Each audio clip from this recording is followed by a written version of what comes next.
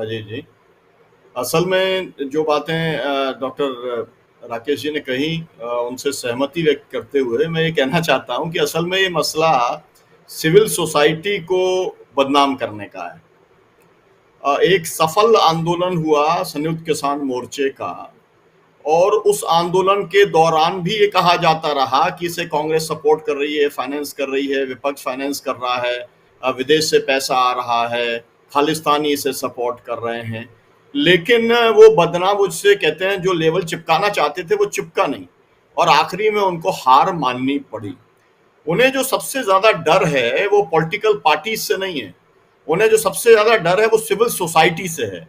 उन्हें लगता है कि पॉलिटिकल पार्टीज को तो वो ईडी और सीबीआई और जो इनकम टैक्स और सबको भेज भाज करके दबा सकते हैं, मैनेज कर सकते हैं। लोगों का जो है वो एक समझ उनके बारे में अलग तरीके की वो बनाने का काम कर सकते हैं। लेकिन ये सिविल सोसाइटी जो है ये काबू में नहीं आ रही है, और इसीलिए इसमें एक साथ मतलब कई निशाने एक तीर से साधने की कोशिश हुई है। और वो आपने जो कहा उसका एक एंगल गुजरात का चुनाव भी है, लेकिन जो सबसे महत्वपूर्ण एंगल मुझे दिखलाई पड़ रहा है वो ये करना, ये बतलाना कि तीस्ता सेटलवाड़ जो है वो कांग्रेस पार्टी के लिए काम कर रही थी। ये बहुत बड़ा आरोप है, और इसी तरीके का मुझे लगता है कि बात अगर आगे बढ़ेगी तो, क्योंकि आपने जो नाम अभी लिए जो है उनके बारे में भी, मेधा पाटकर जी के बारे में भी एक कहा जाएगा, ये कहा जाएगा हिमांशु जो है उनके कुमार के बारे में भी ये बात कही जाएगी कि ये लोग तो जो फाइनेंस पा रहे थे वो उनसे पा रहे थे, यही इनके पास में, इसके अलावा बदनाम करने के और कोई तरीके नहीं है।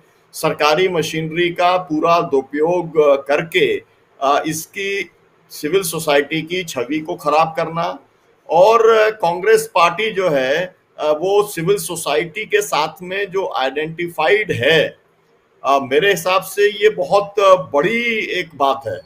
अगर सिविल सोसाइटी के साथ में, क्योंकि एनईसी जो है सोनिया जी ने बनाई थी, और उस समय भी देश के जो टॉप मोस्ट सिविल सोसाइटी के लोग थे वो उस एनईसी के अंदर थे, और मुझे लगता है कि उसी के चलते ये हुआ था कि देश के अंदर मनरेगा आया या राइट टू इंफॉर्मेशन आया है, तमाम सारे जो प्रोग्रेसिव कानून इस देश के अंदर बने उसके अंदर सिविल सोसाइटी का बहुत बड़ा रोल था।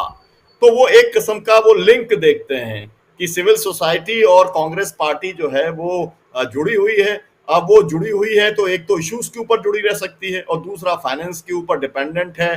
तो ये बात अब वो एक नया नैरेटिव ये खड़ा करने का कोशिश कर रहे हैं कि भाई देखिए, सिविल सोसाइटी की एक साख है और बड़ी साख है, और वो पूरे देश के अंदर है, और वो इंटरनेशनल लेवल के ऊपर जो है उसका सपोर्ट है।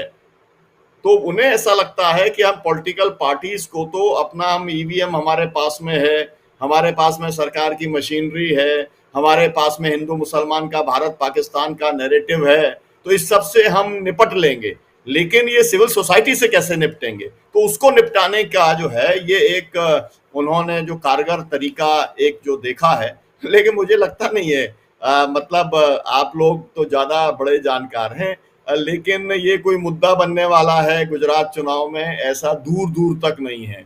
हम लोगों ने बहुत बड़े बड़े इस तरीके के मुद्दे देखे जिसका हवा ही नहीं लगती, मतलब जो है गुजरात चुनाव में वो कितना भी कोशिश करें लेकिन वो बात पकड़ती ही नहीं है।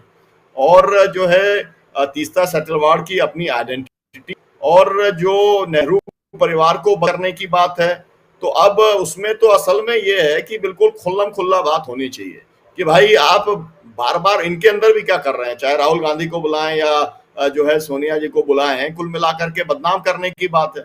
अरे भाई बदनाम करने की बात है, तुम्हारे को साथ चलाते हुए इतने साल हो गए सरकार को, तुम्हें सब मिल गया होगा।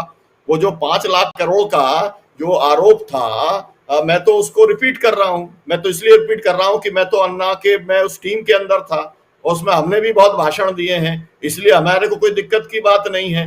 तो अब भाई मेरा कहना यह है कि वो जो 5 लाख करोड़ जो है उसको बरामदगी करो ना आप कांग्रेसियों से, और ये मानते हो कि सब पैसा अगर जाता है राहुल गांधी और सोनिया गांधी के पास में तो उन्हें करो ना बंद। तो हिम्मत क्यों नहीं पड़ रही है? क्यों 50-50 घंटे और जो है इतना ज्यादा ईडी की बात कर रहे हो? सीधे बंद करो, जैसे हिंदुस्तान के अंदर एक साधारण व्यक्ति से आप किया जाता है, और ईडी जैसा उसने कई मंत्रियों को बंद कर दिया। तो हिम्मत है तो वो बंद करे, अब दिक्कत ये है कि असल में ये डरते हैं, इनकी हिम्मत पड़ नहीं रही है, तो ये बार बार जमीन को चेक करते हैं कि भाई अगर इसको बंद करेंगे तो क्या हुआ, इसको बंद करेंगे तो क्या हुआ, कितना बड़ा इसका एक प्रतिक्रिया आ रही है।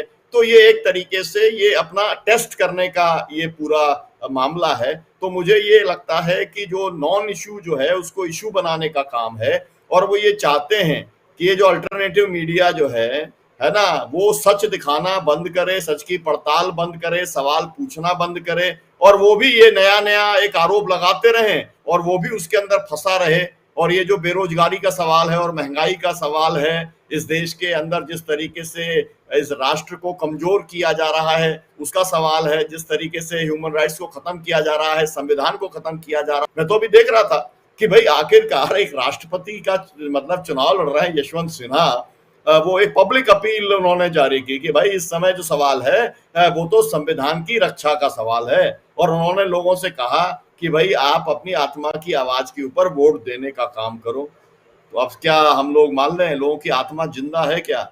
मुझे ऐसा लगता है कि जो लोग पार्टी में, भारतीय जनता पार्टी के अंदर उनको गुलामी करनी पड़ती है, उन्हें बताना पड़ता है कि हम संघ के प्रति एक पक्के सच्चे निष्ठ हैं, और उसका मैं आपको प्रमाण बताता हूं। अभी आपने देखा कि अभी जो है वहां पर क्या हुआ, एक एसएसपी ने तुलना कर दी पीएफआई की और आरएसएस की, है ना। और वो तुलना उसने नहीं की, उसने केवल एक जो उसने जिन लोगों को गिरफ्तार किया होगा उसमें किसी ने बयान दिया होगा कि भाई हम तो जो है वैसे ही काम करते हैं जैसा आरएसएस करता है। तो वो एसएसपी वो बयान पढ़ रहा था। अब उसके अंदर ये मामला आ गया कि भाई अब उस अधिकारी पे कार्रवाई करानी है, तो अब सब लोग अपनी लॉयल्टी दिखलाने के लिए आरएसएस के लिए एक के बाद एक बढ़कर के बयान देने का काम शुरू हो गया। तो मतलब ये है कि इनके पास में कुछ है नहीं, इस देश को देने के लिए कुछ नहीं है, इसलिए फर्जी मुद्दे खड़े करते रहते हैं। और मुझे ये लगता है कि ये मुद्दा भी उसी तरीके से फर्जी खड़ा हुआ मुद्दा है। भाई आपने सब कुछ कर लिया, तो आपको अभी तो बोला डॉक्टर राकेश पाठक जी ने कि आपने 5 लाख दिया, 25 लाख दिया, कर दो बंद इनको, है ना। बहुत इलीगल पैसा था, हवाला का कहीं से पैसा आया था, और उसे बता देना आईएसआई से आया था या सीआईए से या केजीबी या कौन सी एमआईसी है उस सबसे कहां से आया था।